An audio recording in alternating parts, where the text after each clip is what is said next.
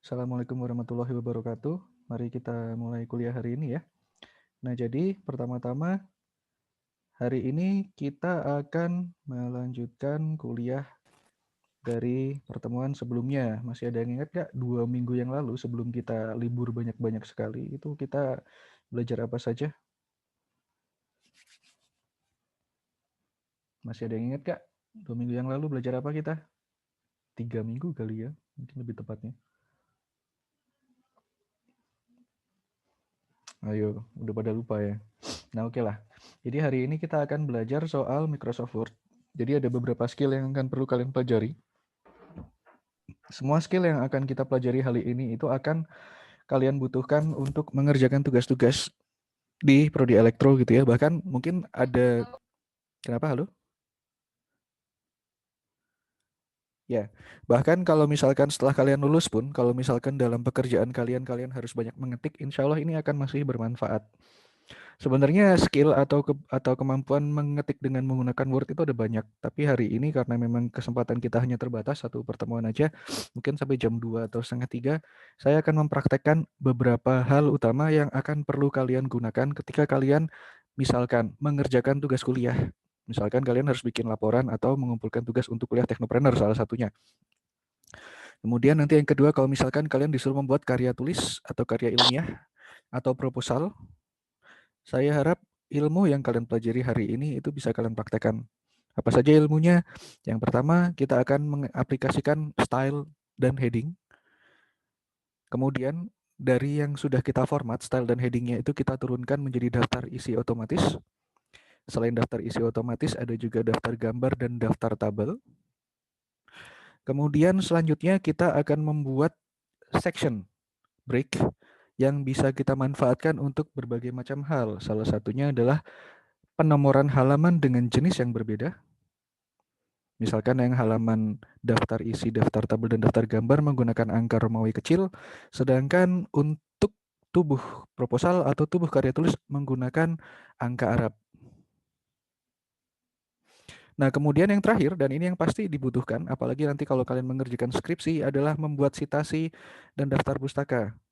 Nah, sebelum saya lanjutkan, saya ingin tahu dulu, cukup angkat tangan ya di partisipan. Dari semua yang ada hari ini kenapa cuma 22 orang yang hadir ya? Sedikit sekali, biasanya 40 bukan? Dari 22 orang yang hadir hari ini, berapa orang yang sudah sudah menguasai kira-kira 50% lah dari 4 topik yang akan kita bahas hari ini, yang minimal 2 di antaranya sudah. Siapa saja kira-kira? Silakan di chat saja. Sebagian kampak. Kampak itu apa? Kampak. Kampak itu sesuatu lumayan. Menggunakan style heading itu kayak apa? Lupa lagi.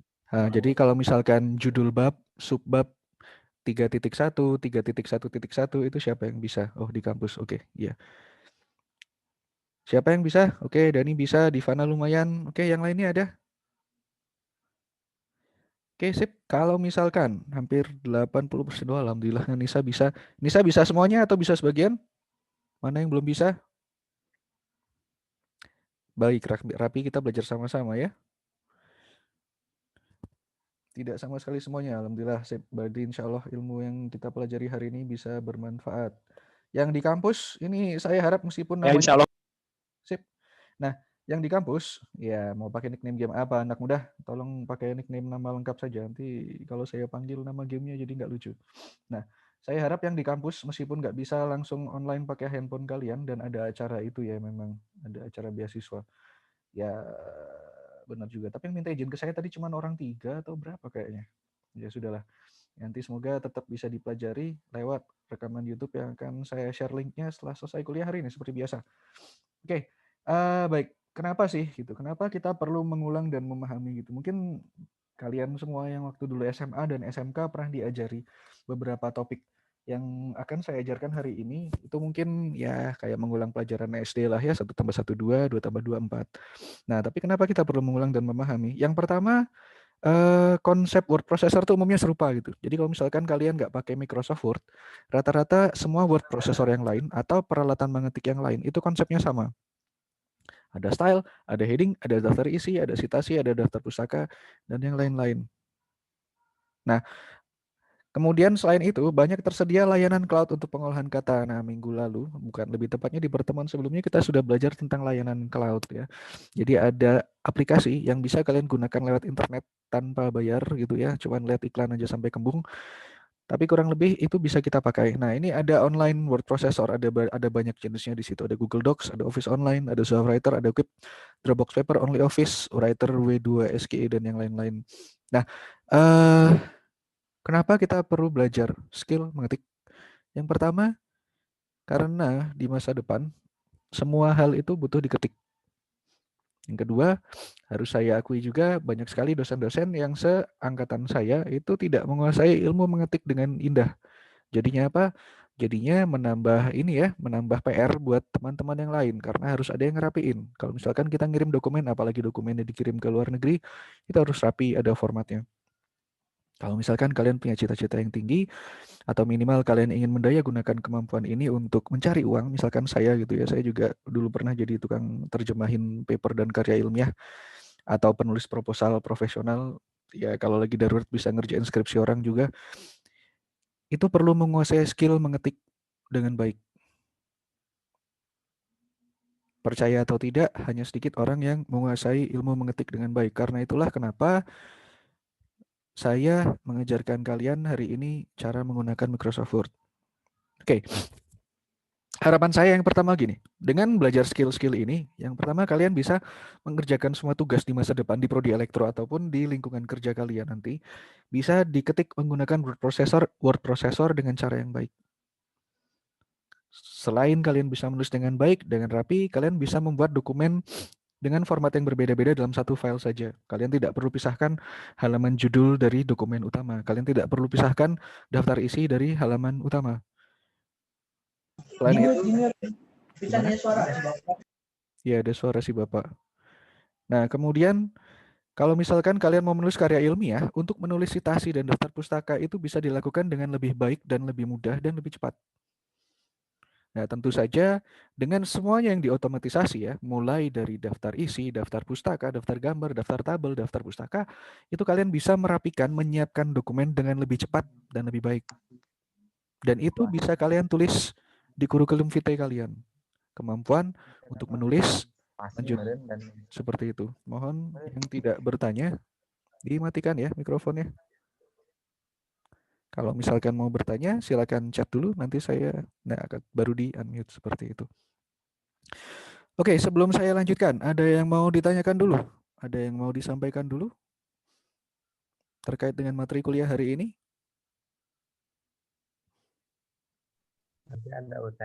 Pak, citasi apa? Nah, jadi begini, kalian mungkin belum belajar citasi. Kalau misalkan citasi itu begini, kalian menulis karya ilmiah. Misalkan kalian tulis menurut Badan Pusat Statistika Jawa Barat tahun 2020, mahasiswa yang merokok berjumlah 5 juta orang. Misalkan segitu, mahasiswa yang merokok di Jawa Barat sebesar 5 juta orang. Itu tadi katanya siapa? Badan Pusat Statistika tahun 2020. Itu harus kita tulis di karya ilmiah kita. Misalkan Isaac Newton bilang bumi itu bulat. Tahun berapa Isaac Newton bilang? Di buku apa? Itu harus kalian tulis di daftar pustaka. Sebagai akademisi, kalian harus terbiasa dengan melakukan citasi dan menulis daftar pustaka dengan baik. Ketika kalian menyatakan sesuatu hal, apalagi itu ada sumbernya gitu ya. Misalkan, saya nulis buku, Cara Menangkap Hantu, Pujo Laksono 2020. Kemudian Umar bilang ada cara baru dalam menangkap hantu. Berdasarkan buku yang telah ditulis Pujo Laksono tahun 2020, cara menangkap hantu itu sebenarnya ABC. Tapi menurut saya ada cara yang lain. Nah, karena ada nama saya di situ, ada nama Pujo Laksono sebagai penulis buku Cara Menangkap Hantu, kalian harus tulis itu di daftar pustaka. Citasi itu wajib hukumnya. Kenapa wajib hukumnya? Karena di dalam dunia akademik, kita harus selalu menghargai hasil jerih payah akademisi yang lain, karya penelitian orang lain, karya tulis atau hak atas karya ilmiah orang lain, hak atas karya intelektual orang lain. Disitulah kita perlu membuat citasi. Nanti saya akan berikan contohnya dalam dokumen yang saya oprek dan kalian bisa praktekkan di rumah. Baik, terima kasih. Pertanyaan bagus sekali. Siapa lagi yang mau bertanya yang lainnya?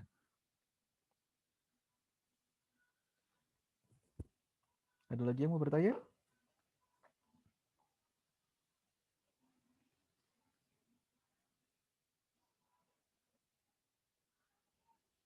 Kalau tidak ada, mari kita mulai praktek mengetik.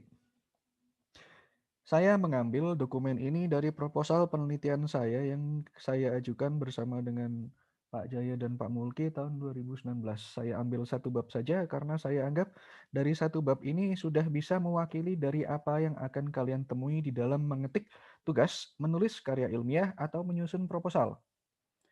Adapun beberapa komponen yang belum ada di sini, termasuk cover, daftar isi, daftar gambar, daftar tabel, daftar pustaka, itu akan kita tambahkan dalam praktek hari ini. Jadi buat kalian yang belum bisa caranya, tentu saja kalian bisa cari semuanya di YouTube lah ya, cari di internet. Tapi kan itu sangat susah dipahami kalau pertama tidak ada tujuan dan kedua kalian males. Nah, jadi semoga dari apa yang kita pelajari hari ini itu memudahkan kalian untuk mengaplikasikannya sendiri. Dalam dokumen ini ada judul bab, kemudian ada subbab, kemudian ada sub-subbab. Kemudian ada kontennya atau yang biasa dikenal dengan normal, isi dari tulisan. Kemudian ada gambar, ada judul gambar, kemudian ada referensi bahwa kita memanggil gambar tertentu. Kemudian ada pernyataan atau gambar yang diambil dari karya tulis orang lain, di mana yang ini harus diberi sitasi. Seperti itu ya, ini contohnya. Nanti kita sitasi. Selain itu, di akhir dokumen, saya berikan 2 buah referensi yang bisa kita masukkan ke dalam karya tulis ini dalam bentuk daftar pustaka dan juga sitasi. Tolong yang mau renang di mute dulu suaranya, Budi. Terima kasih. Baik. Sebelum saya lanjutkan, ini juga ada tabel. Kemudian ada judul tabel. Perhatikan beda tempatnya, judul tabel ada di atas, judul gambar ada di bawah gambar. Kalau judul tabel ada di atas tabel, judul gambar ada di bawah gambar. Ini adalah anatomi dari dokumen yang akan kita oprek atau kita praktekkan hari ini. Kalau misalkan kalian yang punya dokumen langsung dan langsung praktek, ketika kalian menemui kesulitan, bisa kalian hentikan sewaktu-waktu untuk bertanya kepada saya apa yang salah. Oh iya, silakan Lukmanul, nggak apa-apa, tolong di-mute saja. Kalau misalkan tidak ada yang mempraktekkan, tidak apa-apa, tapi mungkin kalau kalian tanya di grup, ya saya akan jawab agak lama. Oke. Baik, kita mulai dengan topik pertama, yakni formatting, styling, dan heading. Ketika kalian menulis dokumen, satu hal yang kalian harus lakukan pertama kali adalah mengatur format normal. Coba kalian perhatikan, ini ada kata-kata styles, dan ini adalah menunya. Menu styles inilah yang akan kita oprek hari ini, menu yang kita oprek pertama. Dengan styles, kalian bisa membuat style baru, membuat format baru, meng-apply style juga. Apa itu style? Style ini akan, kalau misalkan kalian ubah style, semua tulisan lain yang memiliki style yang serupa, dia akan berubah. Contohnya seperti apa? Saya tunjukkan. Kalau misalkan kalian menulis dokumen baru, secara default menggunakan font Calibri ukuran 11. Padahal kalau misalkan kalian menulis dokumen resmi, biasanya format tulisan digunakan, apa ada yang tahu fontnya? Times New Roman. Times New Roman. Berapa? 12. Sudah hilang masanya di mana kalian harus mengganti satu-satu dengan cara melakukan blok dari awal sampai akhir. Jangan, itu tidak praktis. Yang kita lakukan adalah mengganti normal agar sesuai dengan satu baris yang sudah kita edit ini. Misalkan saya ingin semua tulisan di dalam dokumen saya menggunakan font Times New Roman ukuran 12 dengan ratanya rapi menggunakan justified, maka yang saya lakukan adalah klik kanan pada style normal, lalu pilih update normal to match selection. Kira-kira apa yang terjadi? Ada yang tahu? Kerubah semua, Pak. Bagus sekali. Ini akan merubah semuanya menjadi Times New Roman ukuran 12.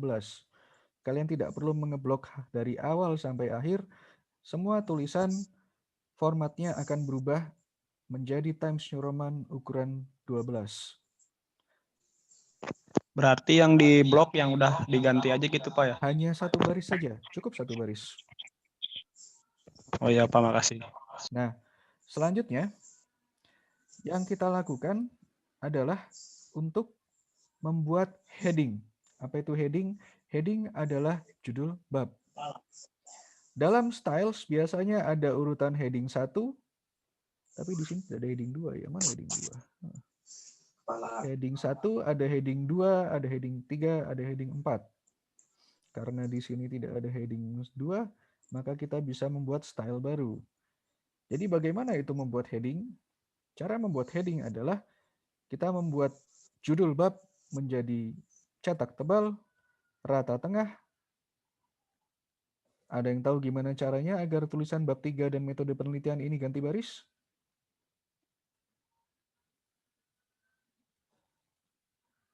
Di enter.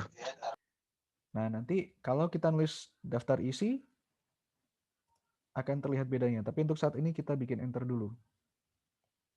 Kalau misalkan sudah seperti ini, kita lakukan blok satu baris, kemudian kita lakukan klik kanan pada heading 1 untuk update heading 1 to match selection. Maka semua yang memiliki heading 1 akan menjadi formatnya seperti itu. Mau buktinya, misalkan saya tulis bab 4 di bawah sini. Kalau saya klik heading 1, dia akan langsung rata tengah dan terblok. Tentu saja untuk memisahkan kalian perlu bikin enter. Oke, cukup jelas? Jelas, Pak. Jelas, Pak. Kalau kurang jelas, silakan dihentikan seperti biasa. Nah, selanjutnya, untuk subbab, maka kita juga perlu mengimplementasikan style heading. Tapi heading berapa? Seharusnya ada heading 2. Karena tidak ada heading 2, mari kita buat. Create a style. Saya kasih nama heading 2. Bikin saja dulu. Oh, sudah ada. Kok nggak ada? Mana heading 2 nih?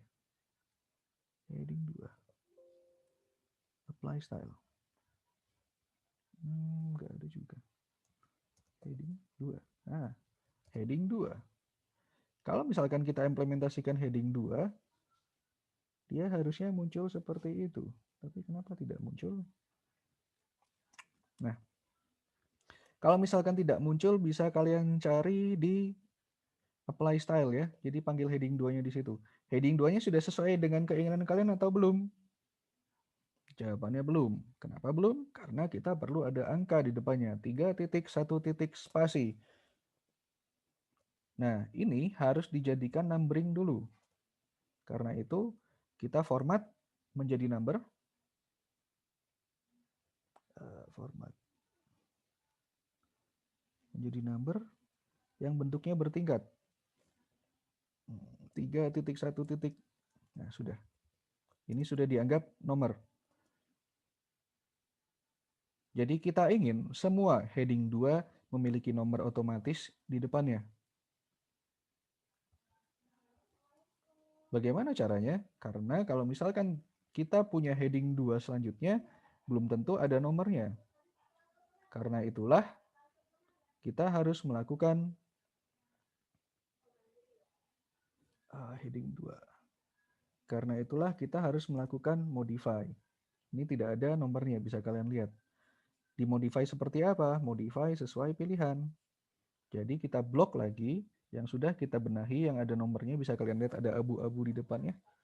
Kita blok, kemudian kita modify, agar mana ya? Headingnya enggak ada. Free apply. Bentar. Modify agar heading 2 update heading 2 to match selection straight. Apa yang terjadi? Heading 2 yang sudah kalian buat di bawah dia akan langsung memiliki angka juga 3.2 Kenapa kita kasih angka seperti ini dan apa gunanya? Paling enaknya itu bisa seperti ini. Kalau kalian ingin memastikan bahwa dokumen kalian sudah terformat dengan baik, klik pada bagian view, klik pada bagian navigation pane. Kalian akan melihat di sebelah kiri mengenai subbab dan judul bab yang sudah kalian punya itu apa saja. Sudah sesuai atau belum? Oke, sampai sini ada pertanyaan?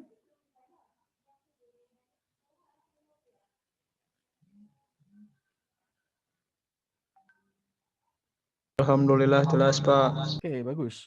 Enaknya apa kalau kita pakai styles? Enaknya kalau misalkan kita tambahkan satu heading atau satu bab baru di tengah-tengah, misalkan saya tambahkan heading 2 di sini.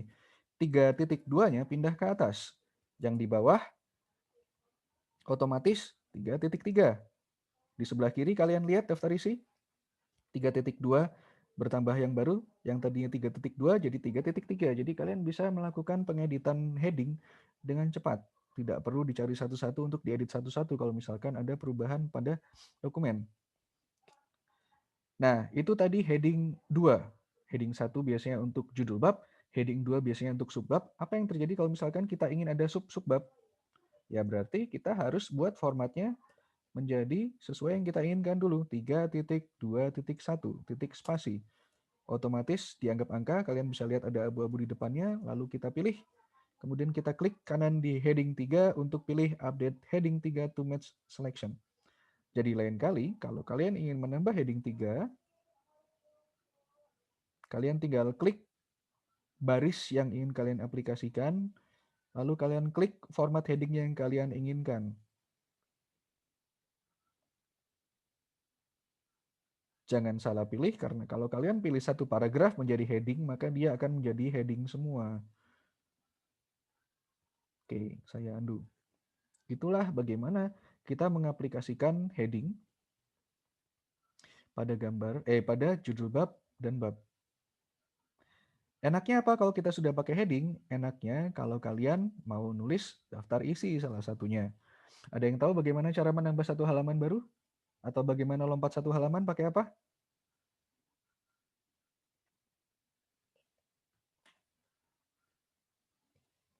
Cara gampangnya, Insert page break, Pak. bagus sekali. Ada yang tahu tombol keyboard shortcut-nya apa?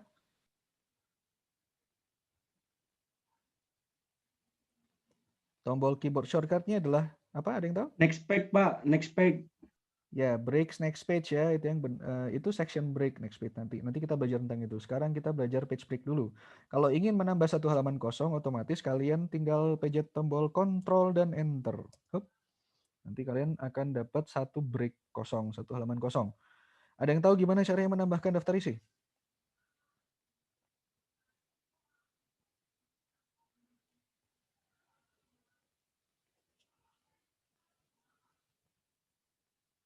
Oke, Angga, nanti silakan nonton YouTube, silakan. Thank you. Ada yang tahu gimana caranya menambahkan daftar isi?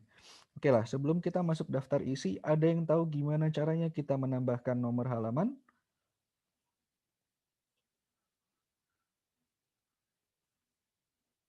Baik, yang pertama-tama agar kelihatan halamannya kita tambahkan nomor halaman dulu. Paling enak nomor halaman ke page number di mana itu?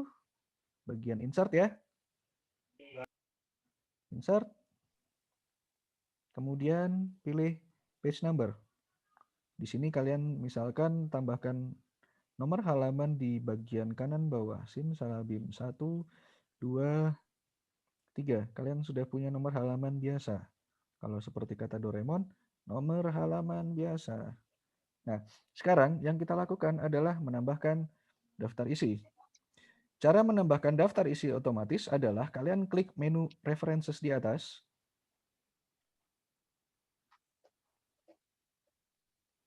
Kemudian setelah menu references keluar, kalian pilih table of contents paling kiri. Kalian klik saja, kemudian pilih salah satu. Boleh 1, 2, atau 3, saya nggak ada bedanya. Saya biasanya pakai yang automatic table 1. Apa yang terjadi kalau ini diklik? Kalau ini diklik, semua bagian dari dokumen yang sudah kalian kasih style heading 1, 2, 3, dia akan muncul di daftar isi.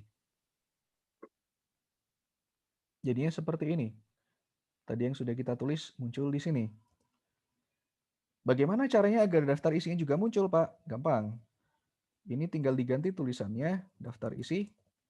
Kemudian kalian aplikasikan heading 1. Misalkan kalian ingin dia jadi huruf besar semua, ini bisa dibuat menjadi uppercase. Set.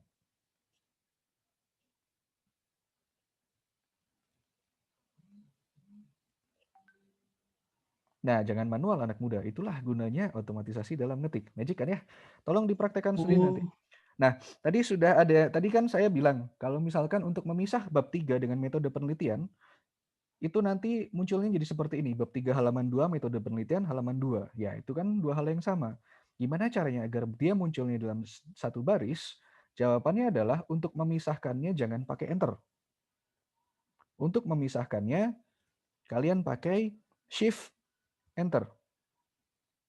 Ingat-ingat ya, shift enter. Apa efeknya shift enter? Kalau kalian pakai shift enter, dia akan dianggap sebagai satu entry yang sama. Terus ini gimana ngupdate-nya, Pak? Jangan dihapus juga, nggak perlu di-delete, nggak perlu di backspace. Kalian klik kanan di bagian yang abu-abu ini, kemudian pilih update field. Simsalabim. Hop, pilih update entire table. Kemudian di OK, nanti dia akan diperbarui. Daftar isi sudah muncul halaman 1, bab 3 metodologi penelitian sudah jadi satu baris, halaman 2.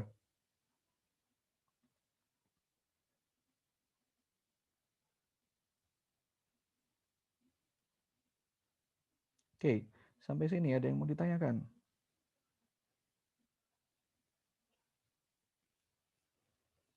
Apa yang terjadi, Pak? Kalau misalkan kita tambahkan bab-bab yang lain, itu nanti bisa secara otomatis diupdate di atas. Misalkan saya tambahkan satu judul subbab lagi. Misalkan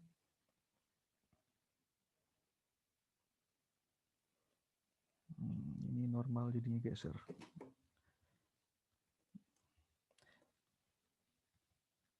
Nah, misalkan saya tambahkan judul bab di belakang ya, daftar pustaka. Jangan lupa dikasih heading 1. Hop. Apa yang terjadi? Klik kanan di sini. Di daftar isi klik kanan, pilih update field. Maka daftar pustaka akan muncul di halaman 8. Dan coba kalian perhatikan, untuk semua dokumen yang sudah diformat menggunakan heading 1, dia akan menjadi yang ratanya di paling kiri. Daftar isi, bab 3, daftar pustaka, itu heading 1. Turun satu heading 2, dia akan menjorok masuk. Diagram alir penelitian, penilaian parameter 3.1, 3.2. Turun satu lagi, 3.2.1, ini heading 3. Dan enaknya apa, ini ada daftar isi. Saya kasih tahu satu hal. Ini ada tulisannya control click to follow link. Kalian bisa pencet tahan tombol kontrol, kemudian klik salah satu pilihan ini untuk langsung lompat ke bagian dokumen yang kalian inginkan. Dan seperti yang sudah saya bilang di awal tadi, kalian bisa menggunakan navigation pane di sebelah kiri ini untuk lompat ke bagian-bagian yang ingin kalian tuju. Coba kalian nulis dokumen 20 halaman, dicari satu-satu, pakai Ctrl F juga agak lama, mendingan pakai navigation pane saja. Di situ akan terlihat bagaimana dokumen kalian telah tertata dengan rapi. Magic. Nah, begitu ya. Nanti tolong dipraktekkan sendiri. Nah, nanti harapan saya, kalau misalkan kalian ikut kuliah yang lain, apalagi di semester selanjutnya, terutama kalau ditanyain Pak Mulki, kalian belajar ngetik Word dari siapa? Ya, nggak akan ditanya sih. Tapi kalau misalkan kalian nulis file Word dengan tidak baik, pasti kalian ditanya, kalian dulu sudah belajar Word atau belum? Kalau kalian jawab sudah dan itu ditanya Pak Pujo, mati saya. Jadi tolong dipraktekkan dengan baik. Oke, untuk style dan untuk heading, ada yang mau ditanyakan? Kita sudah belajar tentang normal, heading 1, heading 2, dan heading 3. Ini bisa kalian Kalau masukkan halamannya, sampai Pak, heading 5. Gimana, maaf? kalau halamannya yang ada yang biasanya kan yang X yang gitu-gitu yang buat yang daftar isinya apa gimana? Nah, itu nanti Daftar isi bagian buat ketiga. halaman. Bagus sekali. Insya Allah itu akan kita pelajari juga hari ini. Setelah ini kita akan belajar dulu cara menulis daftar gambar dan judul gambar dan judul tabel agar itu juga bisa keluar secara otomatis. Nah, setelah itu baru kalau kita sudah punya daftar isi, daftar gambar, daftar tabel, baru kita pisahkan dari bagian dokumen yang lain agar mereka bisa memiliki format halaman yang berbeda. Apalagi kalau misalkan ketika kalian nulis suatu dokumen nanti salah satu bagiannya kalian harus istilahnya membuat halamannya jadi tidur gitu ya. Tidak perlu ganti dokumen. Di dokumen yang sama kalian tetap bisa membuat banyak settingan dengan format yang berbeda-beda. Oke, good. Itu akan kita pelajari hari ini. Ada pertanyaan yang lain lagi tentang apa yang sudah kita pelajari?